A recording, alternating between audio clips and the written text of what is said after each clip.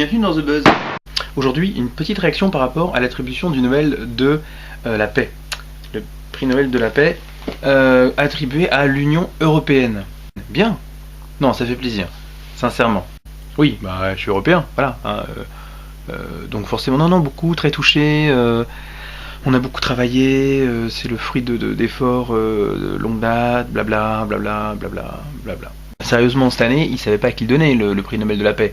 Non, je sais pas, je me dis un truc con, hein, je me dis, il y a peut-être plein de gens dans le monde en ce moment qui luttent pour la paix, et que ça aurait été peut-être pas con de soutenir. Hein. Mais vraiment, les gars, vous avez vraiment cherché, vous avez fait comment pour cette année? Vous êtes réunis à plusieurs, vous avez dit, bon les gars, on n'a aucune idée, faut qu'on trouve, on est pris par le temps.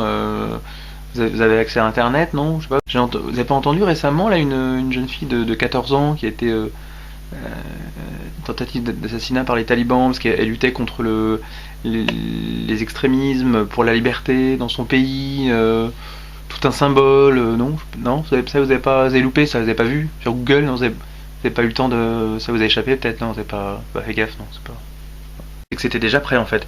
C'est comme les sujets du bac, c'est-à-dire que vous aviez déjà préparé le truc avec l'Union Européenne, d'accord, avant l'épisode de la jeune fille de 14 ans. Moi j'attends qu'elle vienne le chercher par contre, son prix Nobel, à l'Union Européenne. Je sais pas qui c'est qui va se déplacer, vous avez une... non Ouais, si je comprends peut-être votre... C'est-à-dire que vous dites, ouais, avec ce qui se passe en Syrie par exemple en ce moment, comme l'Europe fait rien, elle préserve la paix chez elle en fait.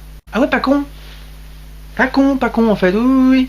Ouais. Alors je pense à un truc, du coup je me dis, la Russie et la Chine du coup, elles auraient peut-être pu prétendre aussi au Nobel de la paix, parce que vu que elles font tout pour s'opposer à l'intervention en Syrie du coup.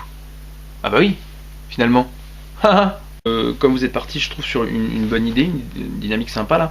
Moi j'ai d'autres idées pour les autres Nobel, parce que là, quitte à même à en créer, des prix Nobel, on n'est pas à ça près. C'est par exemple le prix Nobel de la malbouffe pour les USA.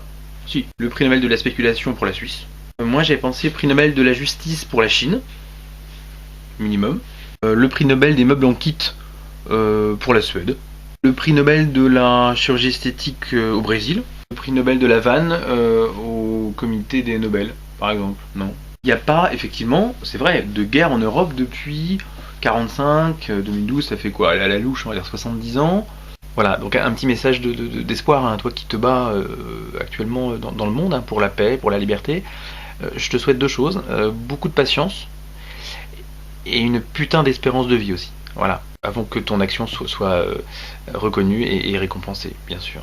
Si l'Europe elle a attendu 70 ans, donc faut pas non plus être trop pressé quand même. Maxime classique s'applique, rien ne sert de courir, il faut partir à point. Moi je dirais même que, à la limite, aujourd'hui, rien ne sert de mourir si tu veux marquer des points. J'ai envie de finir par un petit conseil pour les opposants syriens qui se battent au quotidien, bien sûr, pour la liberté et la paix, justement. Ok, tu dois éviter des bombes qui tombent toute la journée, face à une armée qui respecte rien. Ok, tout ça on sait, c'est pas le problème. Si tu as une petite chance d'être primé l'année prochaine au Nobel, ou dans les 70 prochaines années, fais un effort au moins de privilégier des actions non violentes.